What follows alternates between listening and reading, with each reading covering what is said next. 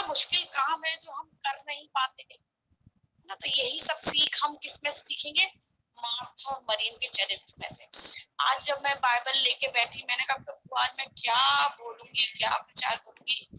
तो प्रभु ने आज मुझे मार्था और मरियम के बारे में बताया कि तू आज मेरे लोगों से मार्था और मरियम को लेकर बात कर कि आपको अपने जीवन में मार्था बनना है कि मरियम बनना है। अब ये देखते हैं कि हम सच में मार्था है या मरियम है ना। तो वचन को, जो मेरा आज का वचन है वो तो है 42 है ना, जो मुझे आज मैं आपके लिए जो मैंने तैयार करा है, जो मैं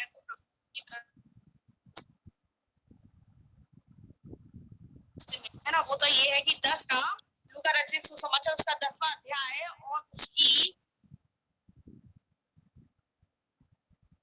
आयत मेरे लिए पढ़ दे, बाकी फिर मैं खुद पढ़ लूंगी और आपको बताऊंगी। कौन सी आयत बताया सिस्टर? परंतु एक बात अवश्य है और उस उत्तम भाग को मरियम ने चुन लिया है जो उससे छीना न जाएगा। जो आज का हमारा प्रचार है, जो आज की बात मैं आपको सिखाना चाहती हूँ, वह उत्तम भाग। परमेश्वर की ओर से हमें कभी कुछ चीजें ऐसी आती हैं जिसे हम पहचान नहीं पाते कि हमें क्या करना चाहिए। प्रभु हमें उत्तम से उत्तम चीज देने के लिए है कि वो आया है, मार्था और मरियम के घर आता है। लेकिन उन दोनों बहनों को देखो, दोनों एक जैसी थी, दोनों बहनें थी, लेकिन मार्था का जीवन अलग था, मार्था की सोच अलग थी, और मरियम का जीवन अलग था और मरियम की सोच अलग थी। है ना। तो आज हम इस मीटिंग में जितने भी लोग जुड़े हैं, सबका परमेश्वर को देखने का तरीका, परमेश्वर को जानने का तरीका, परमेश्वर को पहचानने का तरीका, परमेश्वर को ग्रहण करने का तरीका, परमेश्वर को वचन पढ़ने का तरीका, परमेश्वर से बात, सब चीज अलग है। हम सब एक दूसरे से बिल्कुल भी मैच नहीं करते। हाँ, ये है कि हम मसीह में हम सब क्या है, भाई बहन है, और वचन आप भी पढ़ते हैं, वचन मैं भी पढ़ती हूँ। लेकिन बात सिर्फ इतनी है कि क्या हम मरियम की तरह उस उत्तम भाग को चुनते हैं जो परमेश्वर ने हमारे लिए रख छोड़ा है। तो आज मैं उसी उत्तम, जो परमेश्वर ने उत्तम भाग हमारे लिए दिया है ना, उसी बारे में बात करते हैं। तो हम इसकी पढ़ते हैं आयत 38 आयत पढ़ेंगे, जिसमें लिखा है, जब वे जा रहे थे तो वह एक गांव में गया और मार्था नामक एक स्त्री ने उसे अपने घर में उतारा। यानी मार्था कौन थी? मार्था मरियम लाजर की बहन थी, जिसे यीशु मसीह ने जिलाया था। बाइबल के हिसाब से पहला व्यक्ति लाजर जिसे जिलाया गया, जिसे जिलाने के लिए यीशु मसीह गए। यीशु मसीह ने और भी लोगों को जिंदा करा, लेकिन लाजर का जिक्र इधर बहुत अच्छी तरह से दिया गया है कि लाजर नाम का व्यक्ति, जिसे जिंदा करने, जिसकी बॉडी सड़ गई थी, जिसे दफना दिया गया था, उसकी ये बहनें हैं। ठीक है, इनके घर क्या हुआ? यीशु मसीह गया। यीशु मसीह ने इन दोनों बहनों को चुना इनके घर जाने के लिए। जिस तरह से यीशु मसीह जक्कई के घर में गया, जब जक्कई के घर में उद्धार आया, तो यीशु मसीह जहां जहां जाता है वहां कुछ तो अलग होता है। अरे परमेश्वर साक्षात आपके घर आ रहा है। उसने दुनिया के सारे लोगों को छोड़कर आपका घर चुना है ना। आप कितने उसके लिए कितने प्रिय हो, कितने अजीज हो कि उसने आपको चुना है, अपना बेटा बेटी ठहराया है, अपना निज धन ठहराया है, आपको अंधकार से उजाले में लेकर आया है। तो सोचिए,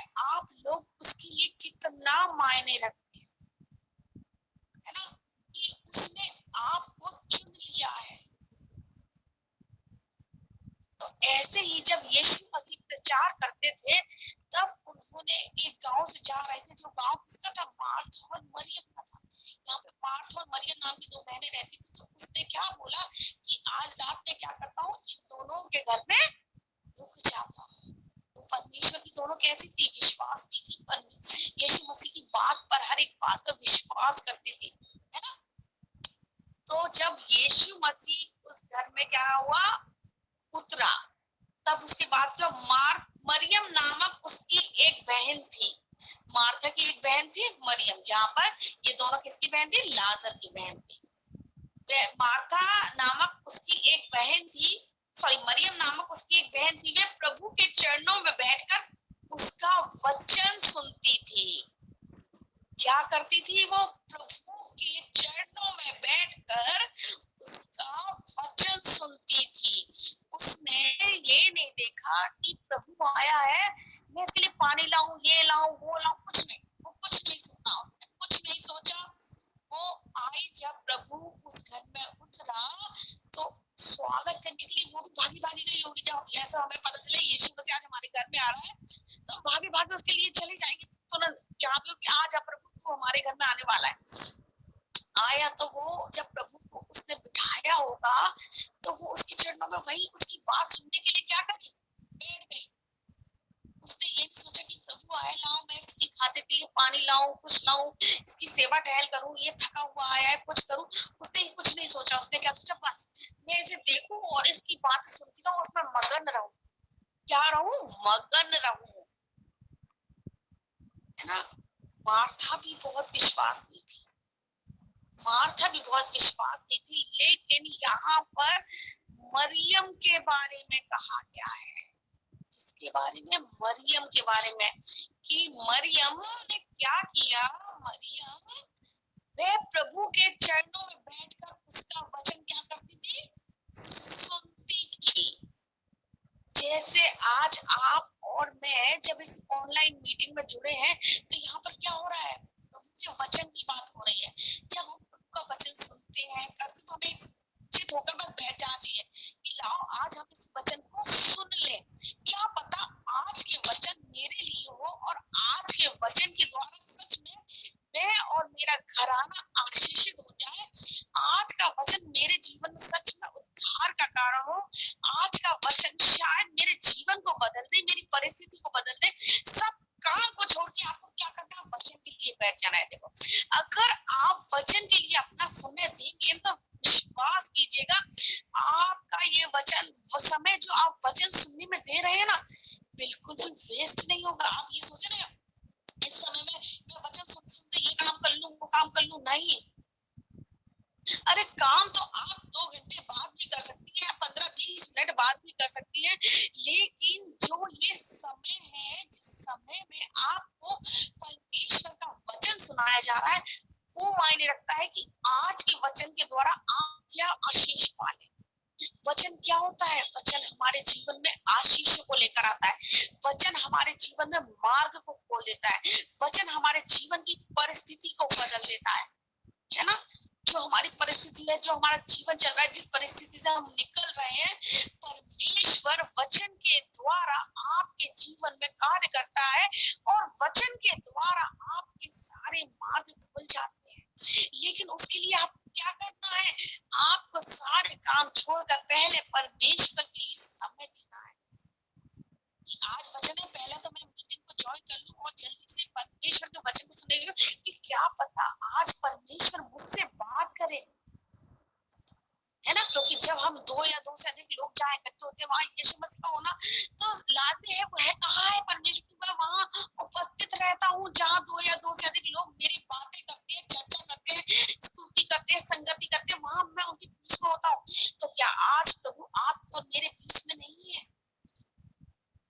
आज वो आपके और मेरे बीच में है ना। जब मार्था और मरियम के घर यीशु मसीह गया तो मरियम ने क्या करा? सब काम छोड़ के उसके चरणों में जाकर बैठ गई। और उसके आगे क्या लिखा है? परंतु मार्था सेवा करते करते घबरा गई। मार्था ने क्या किया? मरियम ने तो सोचा मैं तो कुछ नहीं करने वाली, भाई जिसे जो करना है वो करता रहे, मैं तो जिस परमेश्वर साक्षात यीशु मसीह मेरे घर आया है तो मैं कुछ नहीं करूंगी। अरे जो बात आज वो मुझे समझा रहा है, जो वचन से वो बात कर रहा है, वो मैं कर लूंगी। जब वो खाना खाने बैठेगा, खाना तो तब भी बन जाएगा, है ना। यीशु मसीह क्या दूसरों के घर में जाके बहुत लोग कहता था मेरे लिए उत्तम से उत्तम चीज लाओ, मेरे लिए ये लाओ। अरे वो तो कुछ भी नहीं चाहता था। वो तो सूखी रोटी भी अगर मुझे दे देते ना तो वो भी खा लेता और चू भी नहीं करता। ऐसा था। लेकिन अभी मार्था उसके पास बैठे बिना क्या लग गई, सेवा में लग गई थी कि मैं उसकी सेवा करके कैसे उसे खुश करूं, कि कैसे मैं उसके लिए कार्य करूं। तो क्या हुआ, उसमें आगे लिखा है परंतु मार्था सेवा करते करते क्या हो गई, घबरा गई। क्योंकि यीशु मसीह अकेले नहीं आते थे, यीशु मसीह के साथ बहुत सारे लोग भी आते थे, उसके चेले भी आते थे, है ना। जब यीशु मसीह चाहते थे तो कितनी कितनी भीड़ लग जाती थी, है ना। तो क्या हुआ, मार्था सेवा करते करते घबरा गई और उसके पास आकर क्या कहने लगी, उसके पास आई, यीशु मसीह के पास आई और उससे कहने लगी, क्या कहने लगी, हे प्रभु क्या तुझे कुछ भी चिंता नहीं कि मेरी बहन ने मुझे सेवा करने के लिए अकेले ही छोड़ दिया है। वो यीशु मसीह से शिकायत कर रही है अपनी बहन से कि देख मैं तो तेरे काम में लगी हूँ, मेरी बहन को देख कितने आराम से बस तेरे चरणों में बैठ गई, इसे कोई चिंता नहीं है, इसने मुझे अकेला छोड़ दिया है इस बात के लिए कि मैं अकेली ही सारी सेवा करती हूँ, ये बस तेरे बगल में बैठी रहे, है ना। कभी कभी हमारे घर में गेस्ट आ जाते हैं, है ना। कभी कुछ लोग होते हैं तैयारी पहले से करके रखते हैं कि सारा काम करके रख ले, जिससे जब हमारा गेस्ट आ जाए तो हम उसके बगल में आराम से बैठे रहे, है ना। और कुछ लोग ऐसे होते हैं कि गेस्ट आ जाते हैं तभी सारी तैयारी करते हैं और तभी उसके पास ना बैठ पाते हैं ना उनसे बात है, क्योंकि उनका सारा टाइम खाने पीने बनाने में ही चला जाता है। लेकिन समझदार है वो लोग जो गेस्ट आने से पहले ही सारी तैयारी कर लेते हैं, जिससे जब गेस्ट आए तो आराम से उनके साथ बैठे बातें करें और जब खाने का समय तब उनके साथ खाना खाए साथ में, और जब उनसे आराम से बात करें और फिर उन्हें अलविदा करें, है ना। ये एक अच्छा कार्य है जिसे हमें तरीके से करना चाहिए। लेकिन इसी कार्य कुछ लोग इस तरीके से करते हैं, अरे आ रहा है ना ठीक है तभी बना लेंगे, तो उस समय पर ना उसे उससे बात करने का समय मिलता है ना उसे संगति करने का समय मिलता है। बस वो आता है तो अपने काम में लग जाता है, किचन में वो बेचारा आता है आपके बच्चों के साथ बैठ के या इधर उधर बैठ के चला जाता है ना। ऐसे ही मार्था थी, मार्था ने देखा यीशु मसीह के घर में आए हैं तो वो सेवा टहल करने में लग गई, उसने देखा कि मेरी बहन तो अकेली जाके बैठ गई है। तब वो यीशु मसीह के पास आके कहती है अपनी बहन से, यहाँ पे ये नहीं लिखा कि वो अपनी बहन से रहती उठ ना तू भी मेरे साथ काम कर, उसने ऐसा नहीं कहा, है ना। उसने ऐसा नहीं करा, यहाँ कहीं जिक्र नहीं है कि उसने अपनी बहन से कहा कि तू क्या प्रभु के चरणों बैठ गई, उठ और मेरे साथ काम करवा, हमें प्रभु के लिए खाना बनाना, ये करना वो करना, और तू यहाँ पे बैठ के आराम से बैठी और वचन को सुन रही है। यहाँ पे ये जिक्र नहीं है। यहाँ पर वो जो शिकायत करती है वो यीशु मसीह से करती है। क्या शिकायत करती है कि हे प्रभु क्या तुझे कुछ भी चिंता नहीं कि मेरी बहन ने मुझे सेवा करने के लिए अकेले ही छोड़ दिया है। तो प्रभु से शिकायत कर रही है कि देख मेरी बहन ने तो मुझे अकेले ही काम करने के लिए छोड़ दिया है और तेरे चरणों में आके बैठ गई है ना। और फिर उससे क्या कहती है, इसलिए उससे कहे कि मेरी सहायता करे, इसीलिए उससे कहे कि मेरी सहायता करे। वो सब काम छोड़ के जब प्रभु के चरणों में बैठ जाती है ना, उसे ये परवाह नहीं है कि मेरी बहन अकेले काम कर रही है, वो कह रही है मेरे को कोई मतलब नहीं, मैं तो जो प्रभु बोल रहा है उसे सुन लूं और जो वो कह रहा है उसे अपने मन में बसा लूं, क्योंकि ये समय आज है शायद कल ना हो, है ना। कि जो परमेश्वर का समय है मैं परमेश्वर को दूं। मार्था को भी वो समय मिला था लेकिन उसने उस समय को बर्बाद कर दिया। जब यीशु मसीह उसके घर में आया ना तो उसकी सेवा के लिए लग गई, लेकिन नहीं। जैसे आज ये मीटिंग का समय है, आज मैं आपको वचन सुना रही हूँ, तो आप सारे काम को छोड़ के पहले वचन को सुने, क्योंकि आज ये समय है, आज आप जीवित हैं, कल क्या पता आप इस वचन को सुनने के लिए हो ना हो। क्या पता आज आपको वचन, आज का जो वचन था वो शायद आपके लिए था, कल का वचन आपके लिए ना हो। तो हमें उस उत्तम भाग को देखना है कि परमेश्वर के ने जो हमें उत्तम कहा भाग दिया है, क्या हम उसे ग्रहण कर पा रहे हैं कि नहीं। क्योंकि आज ये जो समय है ना ये हमेशा रहने वाला नहीं है।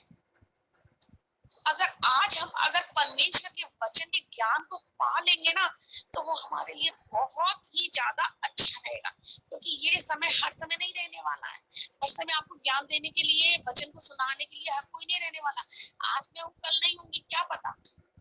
और हो सकता है आज मेरे वचन के द्वारा आप आशीष पा लें, है ना। क्या पता आज के वचन के द्वारा परमेश्वर आपको बात करने बता रहा है कि देखो जब वचन हो तो उस वचन को तुम पूरे ध्यान से सुनो, मरियम की तरह, ना कि मार्था की तरह की फोन लगा दिया, स्पीकर ऑन कर लिया और लगे हैं धनाधन अपने काम करने में। तो ध्यान जब दो चीजों में कंसंट्रेट करेंगे तो कंसंट्रेट नहीं होता है ना। हमारे एक आधा ध्यान काम में, आधा वचन में, तो ना वचन समझ में आता है ना काम सही ढंग से होता है। इसलिए मरियम ने उत्तम चुना, मरियम ने यीशु मसीह को चुना। मरियम उसके चरणों में जाके बैठ गई कि मेरे को कुछ काम नहीं करना, मेरे को कुछ नहीं करना, मेरे को तो बस प्रभु जो बात बोल रहा है मेरे को वो सुनना है। तो जब मार्था ने यीशु मसीह से शिकायत करी अपनी बहन की, कि क्या शिकायत करी, मार्था सेवा करते करते घबरा गई और उसके पास आकर कहने लगी, हे प्रभु, क्या तुझे कुछ भी चिंता नहीं कि मेरी बहन ने मुझे सेवा करने के लिए अकेले ही छोड़ दिया है, इसलिए उससे कहे कि मेरी सहायता करे। तो इस पर यीशु मसीह ने क्या बोला? देखो, यीशु मसीह ने बहुत अच्छा उत्तर दिया जो आपकी और मेरे लिए, ऐसा नहीं है कि सिर्फ मेरे लिए है, ये आपके और मेरे लिए। यीशु मसीह ने उसे उत्तर दिया, करती क्या कहा, क्या उत्तर दिया यीशु मसीह ने उसे उत्तर दिया, मार्था, हे मार्था, तू बहुत बातों के लिए चिंता करती और घबराती है ना। आज मेरे अभी हस्बैंड आने वाले हैं, मुझे खाना बनाना है, मुझे तैयारी करनी है, तो मैं क्या वचन को छोड़ के या आज के पीस को छोड़ के मैं ये बोलूं कि नहीं भाई मैं आज पीस नहीं दे पाऊंगी, मेरे हस्बैंड आने वाले हैं, मुझे उनके लिए खाना बनाना है, वो ज्यादा जरूरी है कि प्रभु के वचन को बांटना ज्यादा जरूरी है। तो मैं तो कहूंगी भैया मेरे लिए तो प्रभु के वचन को बांटना ज्यादा जरूरी है। वो आएंगे, खाना मैं बना दूंगी, थोड़ी देर से बन जाएगा, आधे घंटे लेट हो जाएगा, कोई बात नहीं, आधे घंटे में मेरी ट्रेन नहीं निकल जाएगी, छूट नहीं जाएगी, घर पे ही आना है उन्हें, और आधे घंटे लेट खाना खा लेंगे तो क्या फर्क पड़ रहा है? कुछ नहीं ना। अगर यीशु मसीह की वो जो बातें मरियम ने सुनी और मार्था ने नहीं सुनी, तो खोया किसने? मरियम ने या मार्था ने? मार्था ने खोया। अगर उस कार्य को वो जो यीशु मसीह बोल रहा है, जो यीशु मसीह बातें कर रहा है, जो वचन समझा रहा है, अगर वो भी बैठकर उसके पास अगर एक गिलास पानी देके उसके चरणों में बैठ जाती और उस बात को सुनती, तो क्या वो आशीषित नहीं होती? यहाँ पर इस बात का जिक्र नहीं रहता कि मरियम और मार्था नाम की दो बहनें थी, जब प्रभु के घर में आए तो उन्होंने सारे काम छोड़ के प्रभु के चरणों में बैठ गई। लेकिन यहाँ ऐसा नहीं लिखा, यहाँ लिखा है मार्था और मरियम नाम की दो बहन थी, जिसमें से मार्था यीशु मसीह की सेवा टहल में लग गई और मरियम उसके चरणों में बैठकर उसकी वचन को सुनती रही। ना, यहाँ ऐसा लिखा है। मरियम के बारे में अच्छा लिखा है, मरियम ने ऐसा किया। यहाँ पे ये लिखना चाहिए था ना कि मरियम तो बहुत ही खराब लड़की थी, जब यीशु मसीह आया उसके घर तो उसको उसकी सेवा में लगना चाहिए था। अरे प्रभु आया है ना, उसकी सेवा करनी चाहिए थी, उसके लिए सब कुछ कर देना चाहिए था, है ना, 100 चीजें बनानी चाहिए थी उसके लिए, सब कुछ आगे रखना है, तो प्रभु इससे खुश होता, प्रभु इस बात से खुश होता कि जिसके घर में आया हूँ वो मेरी बात सुन रहा है, जिस कार्य के लिए मैं उसके घर में रुक गया हूँ, जो बातें मैं लोगों को बोलता हूँ, वो उस बात को सुन रहे हैं और अपने जीवन में ग्रहण कर रहे हैं, जिससे आपका जीवन बदल जाएगा। यीशु मसीह वो बातें करता था ना, जिससे जीवन बदल जाता था ना, लोग बदल जाते थे, उनका मन बदल जाता था, जैसे जक्कई का बदल गया, है ना। यीशु मसीह ने उससे क्या कहा था? जक्कई आज तेरे घर पे उद्धार आया है, बस इतना कहने से उसका मन बदल गया। जक्कई तो सिर्फ देखने के लिए आया था कि ला मैं भी तो देखूं ये यीशु मसीह नाम का व्यक्ति है कौन, है ना, मैं भी देख लूं जरा इस व्यक्ति को, इसके बारे में बड़ी चर्चा सुनी है मैंने कि ऐसे चमत्कार करता है, ये करता है, वो करता है। लेकिन जब यीशु मसीह ने उससे कहा कि जक्कई उतरा, आज मुझे तेरे घर में रहना जरूरी है, क्योंकि तेरे घर में आज उद्धार आया है, और जक्कई का जीवन बदल गया। क्या बदल गया? इन शब्दों से जक्कई का जीवन बदल गया। तो सोचो, जब यीशु मसीह मार्था मरियम के घर में आया, और जब वो बातें कह रहा था, जब वो बातें सुना रहा था, तो मरियम के जीवन में उसका क्या असर हुआ होगा? मरियम ने कितनी आशीष पाई आई होगी, है ना?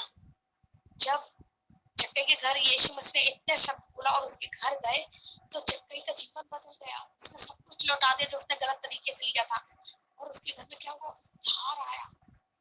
वो क्या हुआ? स्वर्ग के राज्य का वारिस हुआ, उसे आशीष मिली, है ना? ऐसे ही जब यीशु मसीह मार्था मरियम के घर में आए और जब वो बात को कह रहे थे जिसको मार्था ने ग्रहण नहीं करा और मरियम ने ग्रहण कर लिया, किसके जीवन में आशीष आई? मरियम के जीवन, ना कि मार्था के जीवन। मार्था ने उस चीज को खो दिया। जैसा कि आगे लिखा है, यीशु मसीह ने उससे क्या कहा?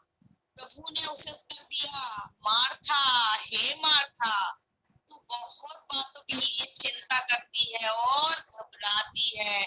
और लास्ट का जो आशीष की बात थी, जो मैं आपको बोलने जा रही हूँ, जो यीशु मसीह ने बोली, वो क्या बोली? परंतु एक बात क्या है? अवश्य है। एक बात अवश्य है, और वो अवश्य बात क्या है? और उस उत्तम भाग को मरियम ने चुन लिया जो उससे छीना ना जाएगा। उस उत्तम भाग को जो यीशु मसीह बोल रहा था, और मार्था उसके चरणों में बैठकर सुन रही थी। सोचो, वो उत्तम चीज जो मरियम ने ग्रहण कर ली, लेकिन मार्था उससे अनजान रह गई। मार्था ने उसे छोड़ दिया। चाहती तो मार्था भी ले सकती थी ना वो चीज, लेकिन नहीं लिया। आई दोनों के पास थी, ऐसा नहीं था कि मरियम के पास आई हो और मार्था के पास नहीं आई। इसलिए हम मनुष्य, हम सबके पास सब चीजें। आज इस ऑनलाइन मीटिंग में हम 5 लोग जुड़े हैं, 5 नहीं 4 लोग हैं, हम 4 लोग जुड़े हैं, ठीक है? तो ये जो जुड़े नहीं है वो मार्था है, और जो जुड़ गए हैं वो मरियम है। हमें मरियम बनना है, मार्था नहीं। उस उत्तम भाग को चुन लेना है जो परमेश्वर के वचन से हमारे जीवन में आ जाते हैं। परमेश्वर के वचन सुनकर, परमेश्वर के वचन ग्रहण कर कर, परमेश्वर की बात पर मन लगाकर हम क्या कर लेते हैं? उस बात को, अपने उस उत्तम भाग को अपने जीवन में क्या कर लेते हैं? हासिल कर लेते हैं। आज लोग इस मीटिंग में नहीं जुड़े, उन्होंने इस चीज को खो दिया। वो उन्होंने क्या है? वो मार्था है, और जो जुड़े हैं वो मरियम है ना? हम अपने समय से निकाल कर, आज अगर हमने ये 1 घंटा निकाला है और लगाया है, तो सच में परमेश्वर ने हमारे जीवन में अद्भुत कार्य किया है ना? वचन समाप्त हो गया, राजेंद्र भाई जुड़ गए हैं, मार्था है ये, है ना? वचन समाप्त हो गया। तो बताइए, इस उत्तम भाग को ऐसे हम खो देते हैं अपने जीवन में, है ना? वचन के लिए हमें समय से आना, वचन को सुनना। यीशु मसीह ने भी यही बात बोली कि उस उत्तम भाग को मरियम ने चुन लिया जो उससे छीना नहीं जाएगा। आज जो वचन आपने सुना है, जो आज वचन आपके अंदर गया है, जिस वचन से आप सीख गए, तो आप क्या बन गए? आप मरियम बन गए, है ना? और जो नहीं जुड़े, जिनने वचन को नहीं जाना, वो मार्था है। तो अब आपको ये चुनना है कि आपको अपने जीवन में मरियम बनना है कि मार्था। जो मरियम बनता है वो उत्तम भाग को चुनता है, और मार्था बनता है ना, वो सब कुछ गवा देता है। हमें अपने जीवन में इस बात को देखना है कि हमें हमेशा मरियम बनना है। जब भी प्रभु की संगति हो, प्रभु का वचन हो, तो सब काम को छोड़कर पहले प्रभु के लिए समय देना है, क्योंकि वो उत्तम समय होता है। कौन सा समय होता है? उत्तम समय होता है। काम तो हमें जीवन में बहुत सारे हैं, हर समय काम रहते हैं, ये काम करना है, वो काम करना है, ऐसा करना है, वैसा करना है, सारे कामों को छोड़कर परमेश्वर के लिए समय देते, तो विश्वास करिए मेरे प्रियो कि आपने उत्तम भाग को चुन लिया है। सच में आपने उत्तम भाग को चुना जो आपसे कभी छीना ना जाएगा। तो इस उत्तम भाग को हमेशा चुनना सीखे, परमेश्वर के वचन को हमेशा अपने जीवन में ग्रहण करना सीखे कि क्या पता कब परमेश्वर का वचन आपके जीवन में आशीष का कारण हो जाए। तो आइए वचन के लिए प्रार्थना करते हैं, वचन को समाप्त करते हैं और वचन के लिए प्रार्थना करते हैं।